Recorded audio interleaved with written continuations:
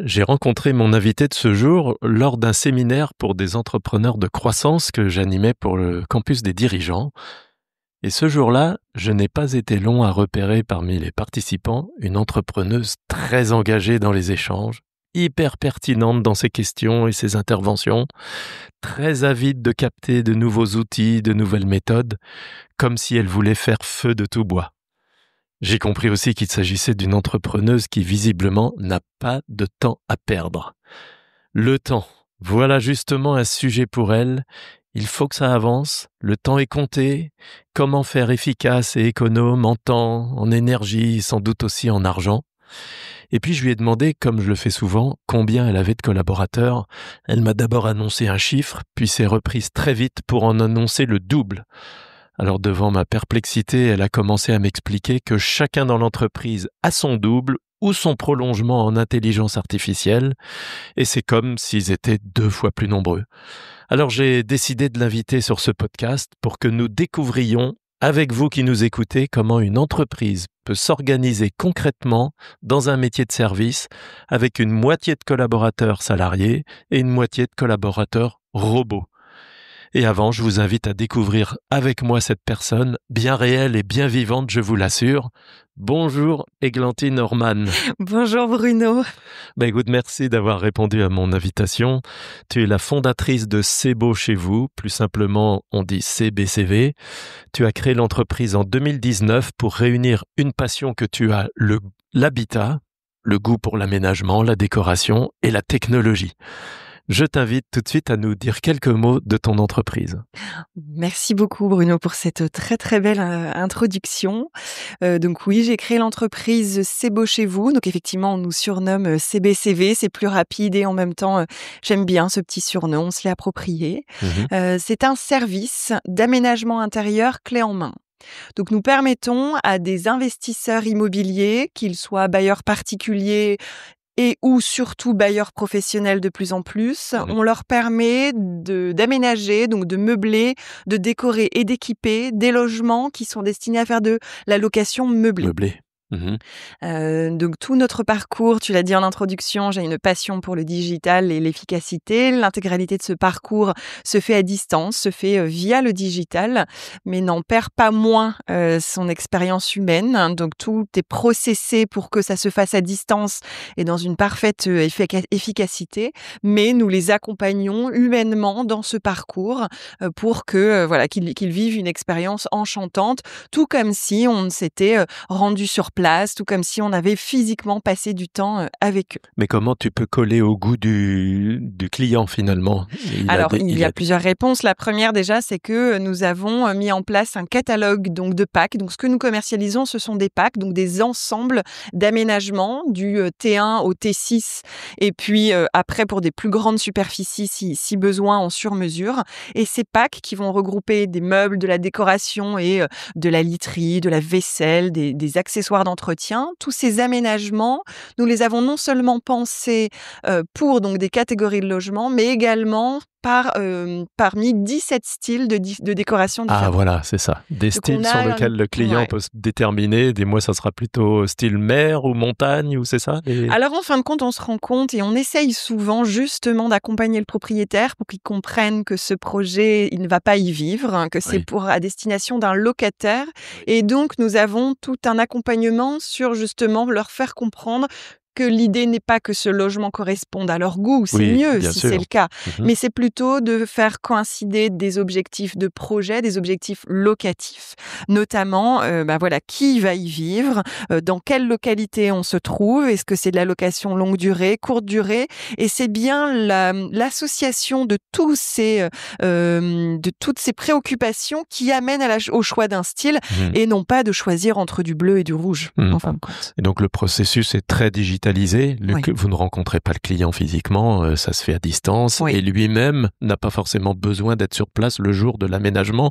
Vous vous organisez pour acheminer le même jour la literie, la vaisselle, les draps, les machins, tout ce qui confie, tout ce qui va faire la décoration et l'aménagement, et le client ne s'occupe de rien. Exactement, j'ai c'est compris. vraiment toute la force du clé en main, c'est que ces aménagements, si vous l'avez compris, sont pensés pour être optimisés selon le projet locatif. Oui. Ils sont acheminés effectivement en un seul créneau de livraison Mmh. à date fixe sur un créneau entre 8 heures et 10 heures.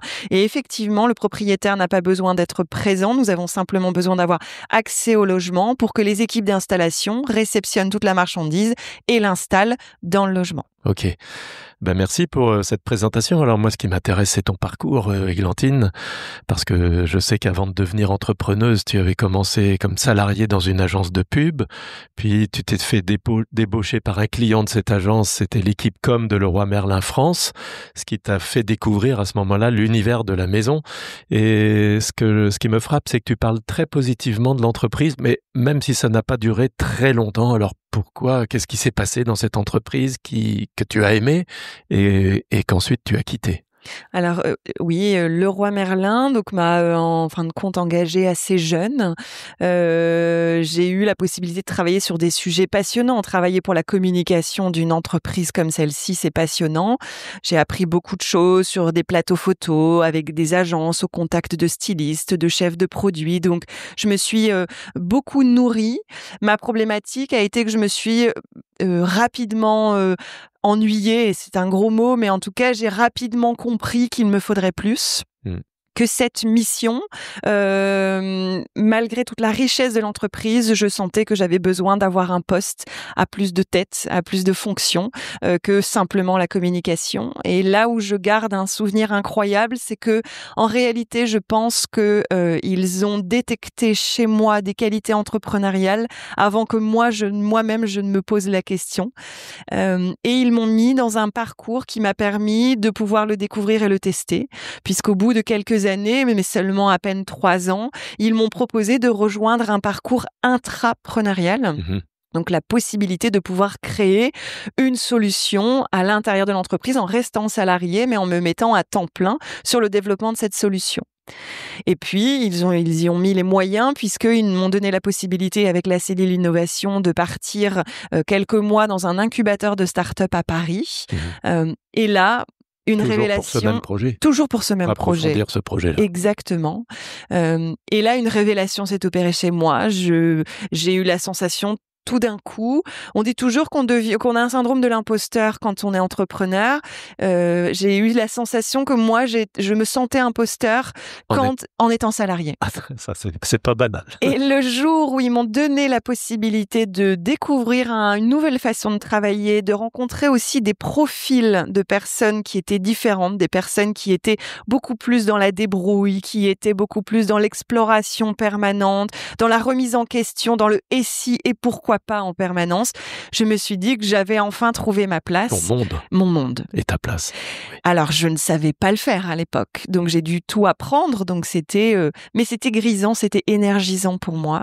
Et je les remercie de m'avoir mis dans cette situation, d'avoir, en fin de compte, parié sur moi, puisque la solution, on ne savait pas ce que ça allait donner. Ils ont misé sur moi et sur mes capacités. Mmh. Et donc,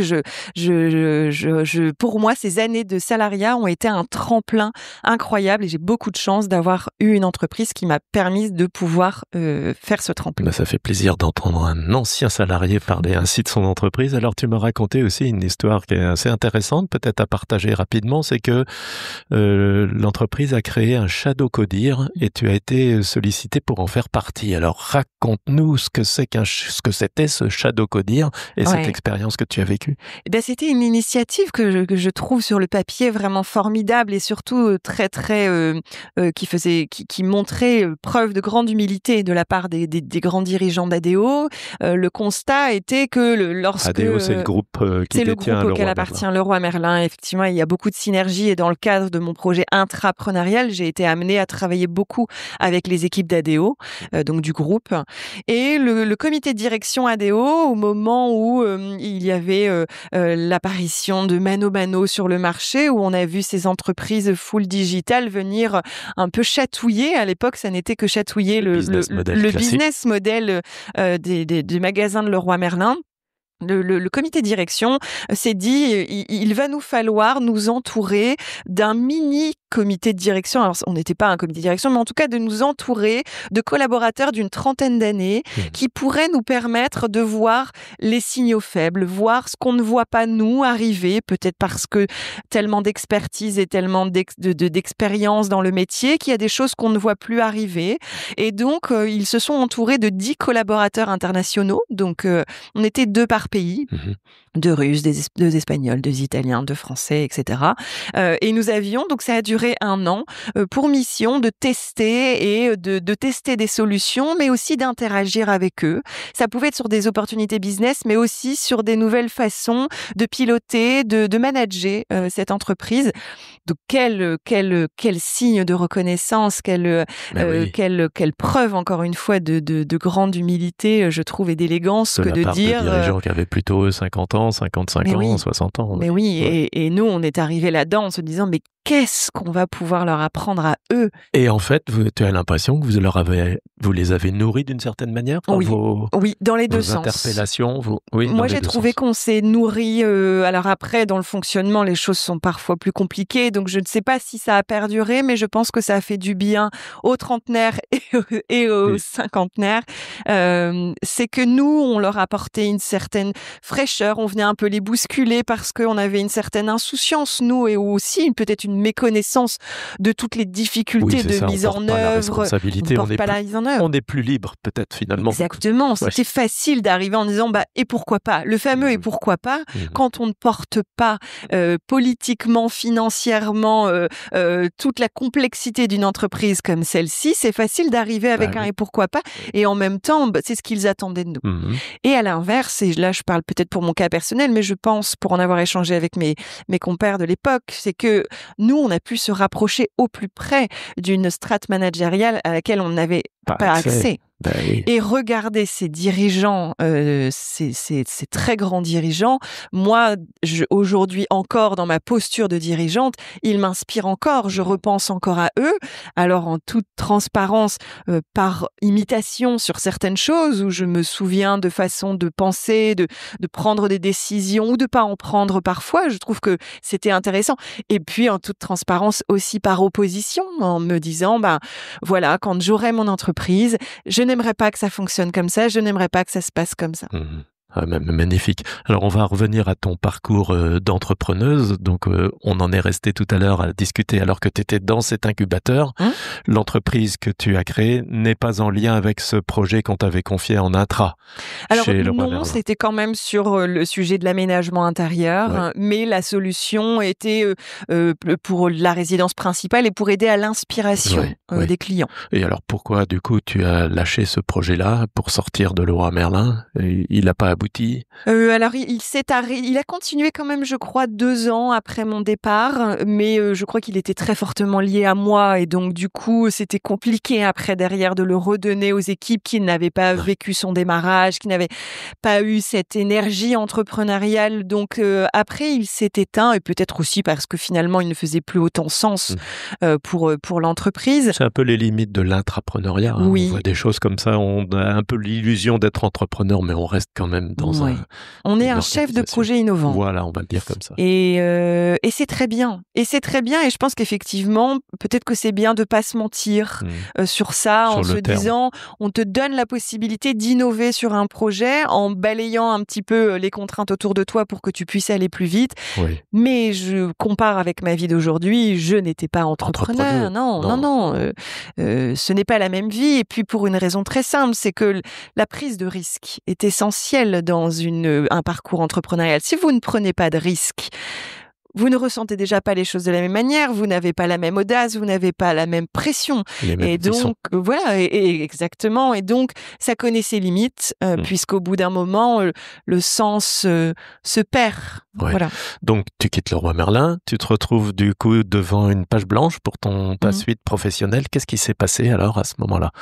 Eh bien, justement, je crois que l'association de cette évidence, cette nouvelle évidence de monde, de façon de travailler, de profil, couplée à une vue pour moi inspirante de dirigeant, je me suis dit, il est temps pour moi de me jeter et d'essayer. Et donc, je suis partie en disant, je veux entreprendre. Je ne savais pas clairement quoi, mais c'était cette énergie, cette mise en mouvement qui m'a permise de partir. Et j'ai rejoint l'incubateur de Ratechnologie qui est à Lille, qui est un incubateur de start-up et qui vous permet, ne serait-ce qu'avec juste une idée sur un PowerPoint, de pouvoir, sur les premiers mois, modéliser, mettre en route votre entreprise. Donc, c'est une structure formidable qui vous apporte de la formation, mais également de l'accompagnement, un lieu aussi et un écosystème qui vous permet, de passer du 0 à 1. Oui.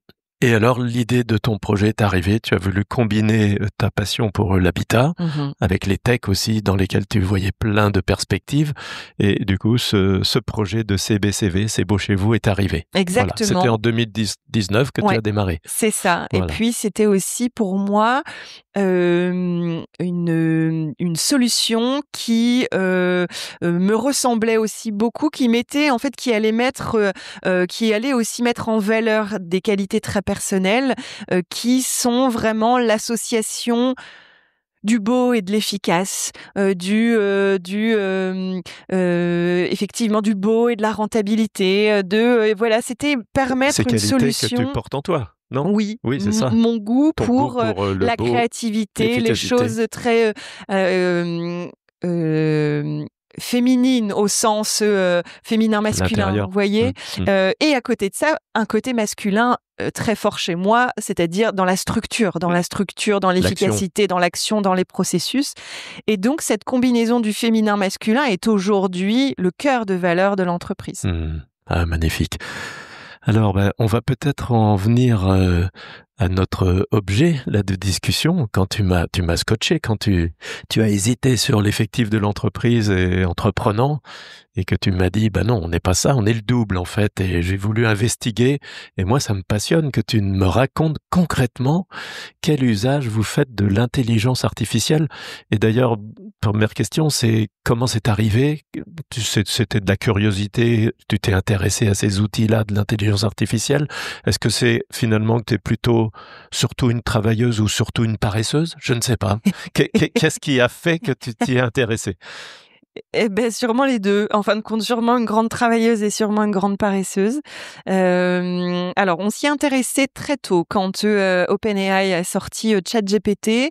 Je pense que moi et mes collaborateurs, mes collaborateurs ont un profil de toute façon très entrepreneurial et très tech. pas tous, mais certains. Mais ils ont surtout ce goût pour l'innovation, pour la recherche. Et donc, quand ChatGPT est sorti... c'était il n'y a pas si longtemps quand même. Tu situes ça quand, le premier usage pour vous ? Alors, je pense qu'on a commencé, c'est marrant d'en parler cette semaine, je pense que les premiers usages remontent à il y a 3 ans. 3 ans, je pense. 3 ans, on a commencé à regarder ce qui se passait. À l'échelle d'une entrepreneuse, c'est long. 3 ans. Oui. Et surtout, c'est long quand on voit les améliorations parce que ce qu'on en faisait il y a 3 ans n'a rien à voir avec aujourd'hui. C'est un modèle apprenant incroyable. Et donc, je suis tout excitée à l'avance de voir comment ce sera dans 3 ans, quand je vois le chemin qui a été fait. Et donc, on a commencé à l'utiliser, peut-être beaucoup à titre perso, mais aussi un peu pour l'entreprise. Et puis, en fait, ça s'est installé comme ça progressivement, jusqu'à ce qu'une forte accélération se fasse depuis à peu près 1 année. Oui, c'est ça. Mais comment est venue cette idée de doubler chaque poste d'un collaborateur virtuel ? L'envie de faire beaucoup mieux, beaucoup plus vite, avec beaucoup plus de pertinence. Je sais qu'on appelle ça de l'intelligence artificielle. Notre conviction est que c'est surtout de l'intelligence enrichie. Oui. Et donc nous voyons assez fortement ChatGPT comme la possibilité de décupler nos propres compétences et surtout pas de les remplacer. Vous savez, quand on fait un prompt, c'est comme un brief quand on est dans une agence de publicité. Il n'y a une bonne créa que s'il y a un bon brief. Et donc, ChatGPT, il n'y aura des réponses pertinentes, efficaces que si vous savez le prompter avec qualité. Et donc, savoir le prompter avec qualité, c'est aussi bien dans sa forme, on pourra en parler, mais c'est aussi et surtout dans son fond. Et donc, si vous êtes en capacité, si vous avez une bonne connaissance de votre marché, de votre offre, de vos qualités de différenciation, votre valeur ajoutée, vous le promptez avec exactitude et donc il est capable de vous répondre avec exactitude et avec plus de puissance. Moi, ça m'intéresse qu'on aille vraiment dans le concret, là. Tu m'as expliqué que dans votre entreprise, certains comme toi ont choisi de se créer leur équivalent, leur propre personne, mais virtuelle. Oui. Donc, c'est toi-même que tu as Moi, c'est augmenté. mon cofondateur. C'est ton cofondateur. Moi, c'est mon cofondateur. Donc, tu as un cofondateur virtuel à côté de toi. Oui. Et d'autres de tes collaborateurs ont choisi d'avoir plutôt un partenaire, un complice. Avec qui ils échangent, un collègue, effectivement. Oui. Alors, est-ce qu'on peut commencer par ton expérience à toi? Oui. Comment est-ce que tu as paramétré ce collaborateur virtuel? Un jour, t'es allé sur ChatGPT, tu as créé un personnage et tu lui as dit, moi, je suis ça, je suis une entrepreneuse, j'aime aller vite, j'aime le beau. Ben toi aussi, tu es moi, tu es la même chose que moi et je vais te dire qui je suis pour te permettre ensuite de me proposer les meilleures choses. C'est ça qui s'est passé? Oui, mais alors ça peut paraître surprenant, mais à partir du moment où on ne voit plus ça comme une menace et comme une opportunité, on peut assumer de dire c'est une rencontre, donc je me suis présentée à l'outil en toute authenticité et humilité aussi. Tu as écrit ou tu as parlé? Alors non, j'écris. Maintenant, on peut effectivement dicter. Mais à ce moment-là, tu as dit je suis Églantine, je lui ai raconté mon histoire, voilà ce que je fais. Donc effectivement, j'ai pris ce temps pour pouvoir faire connaissance, me présenter, lui dire voilà ce que j'ai fait, voilà où j'en suis, voilà mon parcours, voilà où je veux aller. Ça, c'est très important. Tu lui as parlé de ta vie perso aussi? Et il connaît aussi, oui. Et puis, parce que sur ChatGPT, vous avez la possibilité, dans les versions pro, vous avez la possibilité d'avoir différents projets, donc ce sont différentes catégories. Donc j'ai une catégorie professionnelle, mais j'ai aussi une catégorie personnelle. Donc tu rentres dans cette catégorie pour le questionner, pour travailler avec lui dans chaque catégorie. Même si lui fait les ponts entre toutes les chaînes. Lui a une mémoire et lui fait les ponts entre toutes ces chaînes de conversation. Donc quand vous le nourrissez en pro, ça vient nourrir votre perso. Mais parce que c'est ce qu'on est. Nous ne sommes pas le jour en pro et le soir en perso. Nous ne sommes qu'un mélange permanent des deux. Mais il va pas jusqu'à te dire, Églantine, n'oublie pas d'aller chercher les filles à l'école. On est en train de discuter, c'est l'heure de la sortie des classes. Non. Il n'en est pas là encore? Non, mais si je lui demandais, je pense qu'il le ferait. Il pourrait le faire. Oui, parce qu'aujourd'hui, je lui demande de m'envoyer une fois par mois la veille stratégique, la veille marché.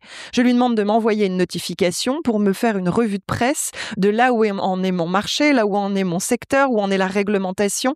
Donc, il m'envoie tous les mois, sans que j'ai besoin de le solliciter, il m'envoie un update de mon marché. Donc, si je veux le programmer pour lui dire de me rappeler qu'à 17h30, il faut que j'aille chercher mes filles, il pourrait le faire. Après, c'est quelle place vous voulez qu'ils prennent dans votre vie? Je n'ai pas besoin qu'on me rappelle que je dois aller chercher mes enfants. Donc Elles ont de la chance.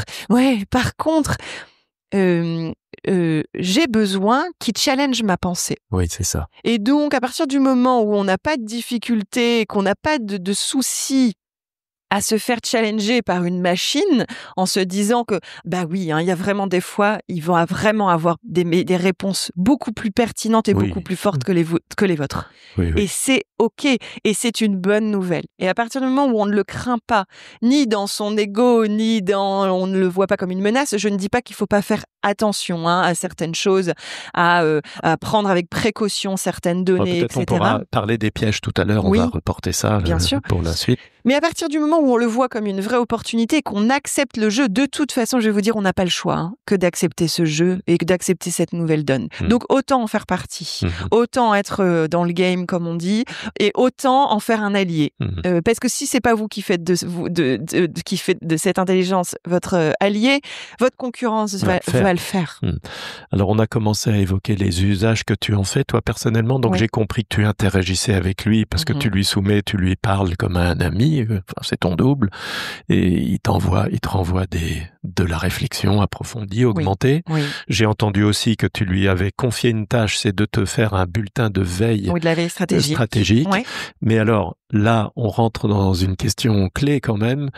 Est-ce que tu prends 100% de son avis en compte?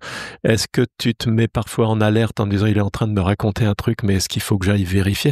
Est-ce que tu es capable d'éprouver la validité de ces contributions qu'il t'apporte? Comment tu t'y prends pour ça? Si c'est stratégique, faut pas se tromper. Non. Alors déjà, je ne le prompte jamais sans avoir une conviction à la base. Parce que sinon, déjà, il y a de fortes chances qu'il tombe à côté.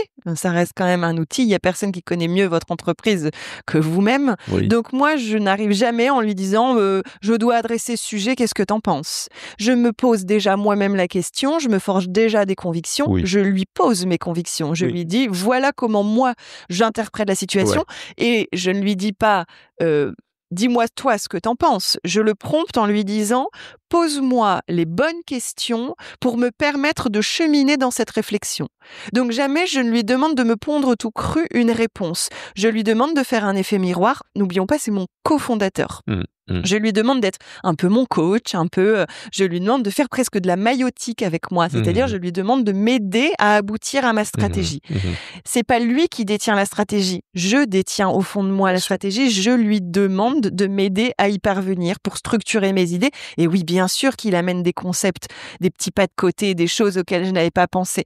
Mais pour moi, une qualité de prompt réside dans le fait d'arriver avec déjà une intuition. Donc déjà, ça répond un peu ça, je le comprends. Je parlais plutôt de la veille. Et après, Parce que la veille, tu lui demandes juste d'aller chercher les informations, les mettre à jour. Est-ce qu'il est fiable? Est-ce que aujourd'hui, tu l'as pris en défaut déjà? Alors oui, bien sûr qu'on le prend en défaut sur pas mal de choses. Donc ça, il faut toujours l'avoir en tête. Je lui demande sur la veille de venir me déposer les sujets et puis je vais ensuite les creuser par ailleurs. Oui. Donc il me dit il y a une réduction, plutôt une augmentation des frais de notaire là qui passe.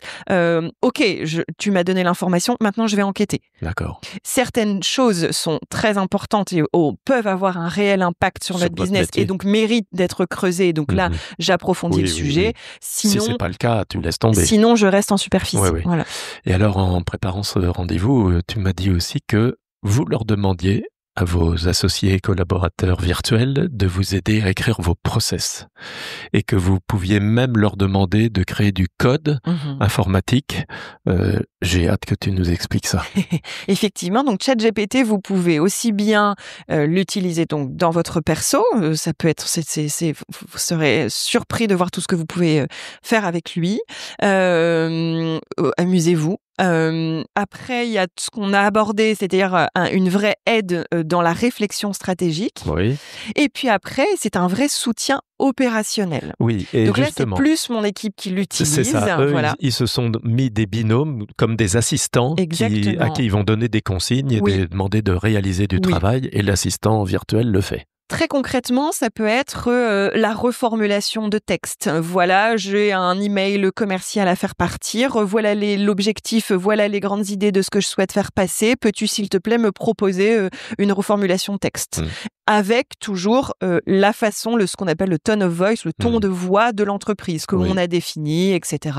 Et donc, il nous fait une proposition. Donc, ça peut être beaucoup de reformulation de texte. On a paramétré le ton de voix de l'entreprise. Oui. Ça, ce sont des choses au bout d'un moment, il est apprenant. Il sait le faire tout seul. Mais si vous voulez que ce soit efficace tout de suite, il faut passer du temps dans les paramètres à lui donner. Les termes. Les termes, voilà. Chez CBCV, nous parlons comme ça. Vous pouvez lui donner votre charte graphique. Vous pouvez lui donner, et moi j'encourage à lui donner la fiche de poste. Voici ta fiche de poste. Ah oui, intéressant. Avec un détail de mission. Donc, tu es assistant marketing. Voici les attendus. Vous pouvez aussi le personnifier. Donc, je sais que par exemple, ma collaboratrice Bacoli l'a personnifié en lui donnant un nom, en lui donnant une vraie personne, en lui disant tu es cette personne, tu es assistant marketing. Voici ta fiche de mission. Voici dans les hard skills et dans les soft skills, voici ce que j'attends de toi. Et en plus, le bulletin de paye, tu oublies. Et par contre, le bulletin de paye, il y a le prix de l'abonnement, mais effectivement, ça n'a rien à voir avec le coût d'un salarié. Ouais, c'est pas non plus un salarié. Faut pas non plus se tromper. C'est pas un salarié. C'est ça reste un salarié Un assistant virtuel. très puissant. Ouais. C'est un assistant virtuel. Voilà. C'est ça. Et donc, vous pouvez, donc là, je sais qu'il fait beaucoup de reformulations de texte pour nous. Je sais que, par exemple, il peut corriger des choses pour nous. On a émis un support, on a émis quelque chose, on lui envoie. On peut lui envoyer un PDF. Il va scraper, il va passer en revue ce document. Vous trouvez les fautes d'orthographe, dire, et on lui demande d'avoir un œil critique. Je trouve que tu n'insistes pas assez sur ça, sur ça. Donc, il peut y avoir un œil critique par rapport à ce que vous faites.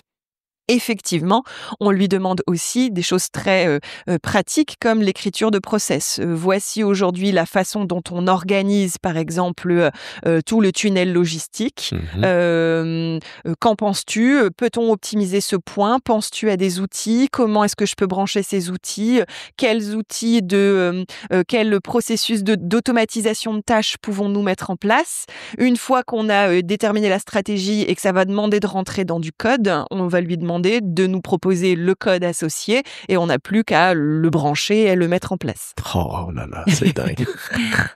Bon, quand on dit qu'il y a quelques métiers qui ont un peu de soucis à se faire avec l'intelligence artificielle, c'est quand même une réalité, hein? Non? Alors moi, j'en suis pas convaincue. Pas convaincue. Non, parce que moi, je pense que ça ne remplacera pas. Moi, c'est ce que je vous dis. Non, ça ne remplacera pas, mais on aura besoin de moins de monde pour faire des choses qu'on faisait avant. Oui, on aura besoin de moins de monde. Bah oui, quand même. Oui, on aura besoin. T'as même parlé de tu te fais coacher. Quand tu dis pose-moi les bonnes questions pour m'aider à avancer dans cette réflexion, c'est exactement ce qu'on demande à un coach. Oui, sauf qu'un coach, vous avez quand même besoin aussi c'est un échange humain avant tout, c'est aussi un échange émotionnel, c'est aussi une présence que vous ne ressentez quand même pas avec l'intelligence artificielle, ou en tout cas pas pour l'instant. Mais lui, il va pouvoir exprimer peut-être des émotions. Alors, il les vivra pas, mais il est capable de les mettre en forme par rapport à une situation. Il pourrait presque dire, je ressens de la colère aujourd'hui. Oui, mais vous le sentez bien que ça ça sera faux. Non, oui, bien sûr. C'est quand même pas la même chose non, moi je pense que ça ne remplacera pas les qualités humaines, ça remplace des qualités, ça peut effectivement aider à faire des choses et ça vous challenge dans l'intellect, Oui. mais ça ne remplacera pas des moments, ça ne remplacera pas des échanges certains échanges humains, pour moi. Donc non, il faut qu'on réapprenne à faire nos métiers différemment. Oui. Et peut-être que lui, s'il apporte un supplément d'intelligence cognitive, ça t'amène, toi, à te concentrer sur le supplément d'âme humaine. Oui. Et ça te libère du temps pour ça, justement, peut-être. Complètement. Oui. Et ça, il saura pas le faire, ou quand vous lui demandez de le faire, ça sonne faux. Parce que ce n'est pas un humain. Et ça se sent, et donc c'est impalpable, ces choses, il ne saura pas vous les proposer, ça reste vous, ça reste l'âme d'une équipe, ça reste ça reste l'association d'un groupe humain. Qui va avec leurs qualités intrinsèques qui vont dans une direction commune. Mais justement, alors donc c'est un outil, c'est par nature un outil n'est ni bon ni mauvais. Il n'y a que l'usage qu'on va en faire qui va faire quelque chose de bon ou de mauvais. Sans doute que l'usage de ces outils, ça demande de la lucidité, de l'éthique, de l'esprit critique. Ouais. Et peut-être on peut revenir sur les pièges justement dans lesquels on ne doit pas tomber avec ces outils-là. On en a déjà évoqué quelques-uns, mais est-ce qu'il peut y avoir un risque de déresponsabilisation ? Il peut y avoir clairement un risque de paresse. En pensant qu'il va faire pour, alors qu'il ne fait pas pour vous, il fait avec vous. Oui. Et si on se trompe justement d'objectif d'usage, d'objectif d'utilisation, c'est pas bon. On se fourvoie ensemble. On se fourvoie. En fait, on se fourvoie. Et puis, du coup, ça peut être l'effet inverse parce que on le voit passer. Alors moi, j'ai des étudiants, je donne aussi des cours en université. Je le vois quand une copie a été faite par ChatGPT, ça se voit. Mais alors, comme le nez au milieu de la figure. Et donc là, par contre, c'est vraiment l'effet inverse parce que là, c'est vous qui prenez et on vous dit en fait, t'es un paresseux, t'as pas travaillé, t'as rien fait. Oui. Donc ça, je pense que c'est un piège. Le deuxième, on l'a évoqué, c'est de prendre tout cru, sans rechallenger, sans esprit critique et sans vérifier la source, la donnée, etc. Oui. Et puis après, un piège serait Il y a celui quand même de divulguer des informations qui nous échappent, qui peuvent nous échapper après, des informations sensibles, puisque ce qu'on a écrit finalement va nourrir ChatGPT dans ses autres consultations avec nos concurrents peut-être. Donc, comment tu abordes ça chez toi ? Est-ce que c'est un sujet ? J'entends souvent parler de ce risque-là. Oui. Est-ce que tu le perçois ? Alors, je suis peut-être crédule, mais moi, je vois écrit que normalement, quand tu as un compte pro, toutes tes données ne sont pas faites pour entraîner le modèle de ChatGPT au global. Donc, normalement, il y a quand même une certaine réglementation qui protège quand même la divulgation d'informations. Attention quand même à prendre avec des grosses pincettes. Je demande à voir ce que c'est que cette protection. Mais bon, tu normalement, as choisi plutôt de le croire, ça. Écoute, j'ai en tout cas choisi de me dire que c'était OK. Devant l'intérêt du service rendu, tu te dis, je prends ce risque. Oui, mais je peux me permettre de le faire parce que notre entreprise ne manipule en réalité pas de données sensibles. Oui.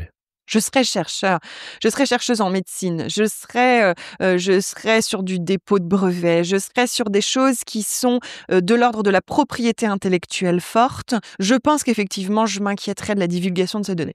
Là, honnêtement, nous faisons un travail de prestation de service, nous essayons de le faire de manière, je l'espère, en tout cas la plus enchantante, la plus efficace, la plus incroyable possible pour nos clients, mais on ne manipule rien de confidentiel. Donc, je ne me sens pas menacée sur ça. Encore une fois, je n'ai pas un métier à risque sur ce sujet-là. Donc, j'imagine que il faut faire beaucoup plus attention si on est concerné.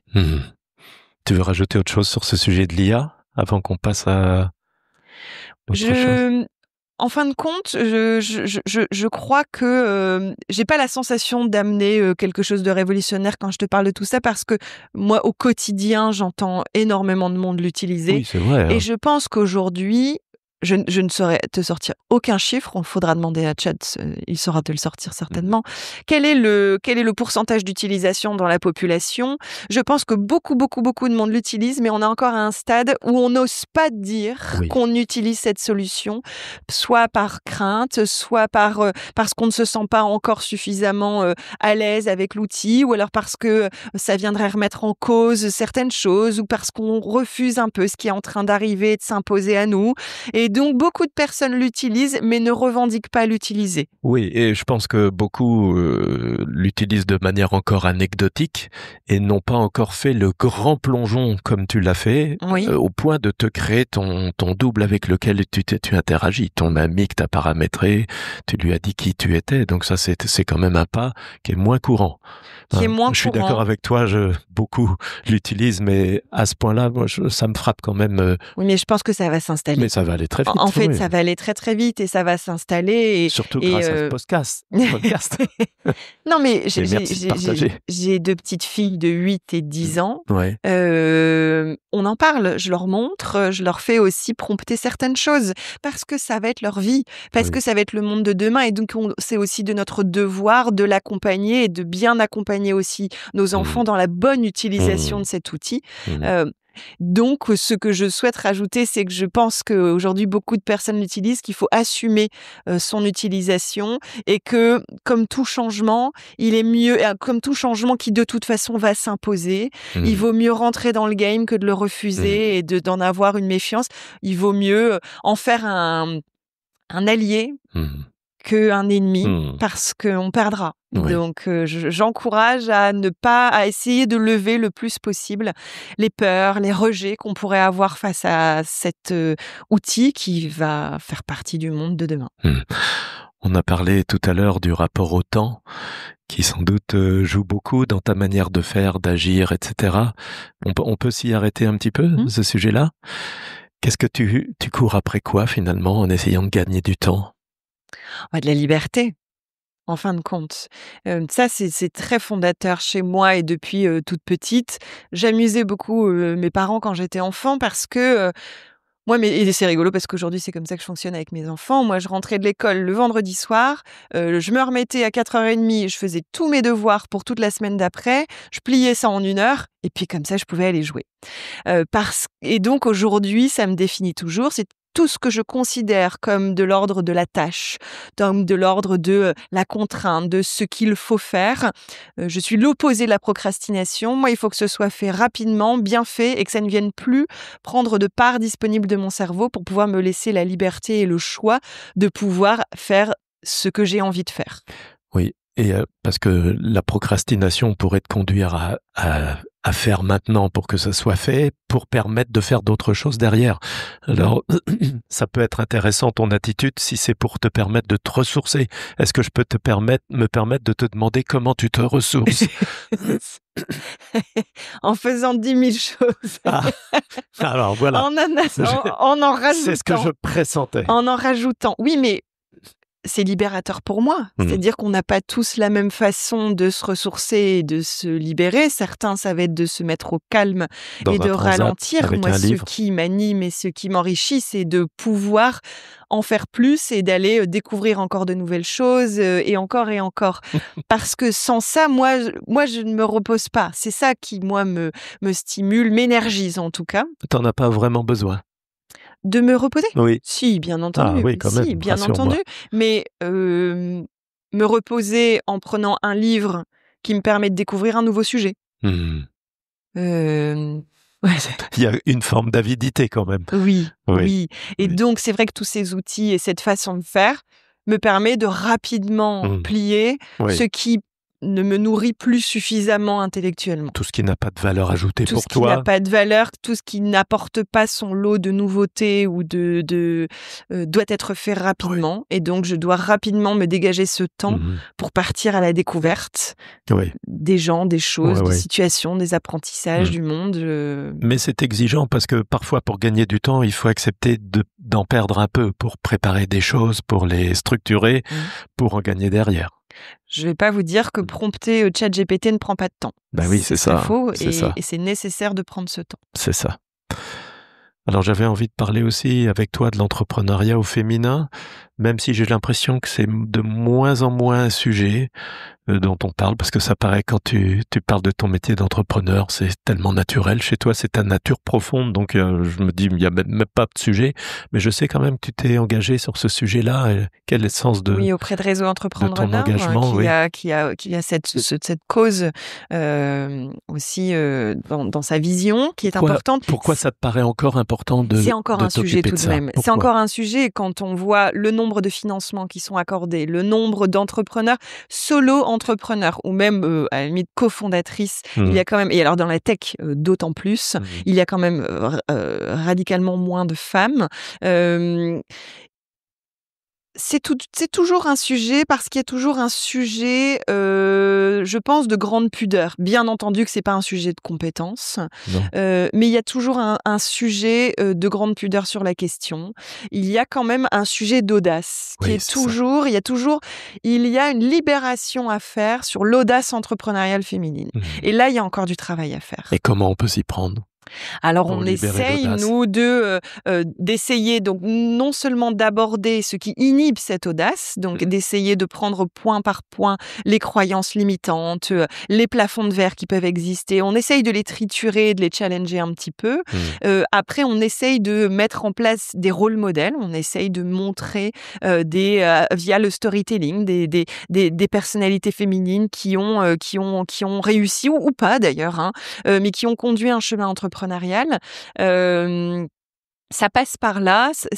Et puis, je pense que peut-être qu'effectivement, les IA vont permettre aussi de décomplexer certaines choses. Mais il y a encore, et on se rend compte que ça part beaucoup de l'éducation. Ça part encore beaucoup de l'éducation, même si on a la sensation d'élever nos filles comme on élève nos garçons, on a quand même encore certains biais. Comment ça se fait que quand moi, je vois arriver la jeune génération dans mon entreprise, par exemple, en alternance, j'entends systématiquement sur le public féminin « Non mais moi de toute façon les chiffres c'est pas pour moi, j'y comprends rien, j'y connais rien ». Comment ça se fait que beaucoup de filles, de femmes s'inhibent sur la partie gestionnaire? Oui, alors qu'il n'y a pas de raison génétique à ça. C'est donc culturel. C'est donc culturel. Donc c'est des choses qui se lèvent et il y a de multiples raisons à ça.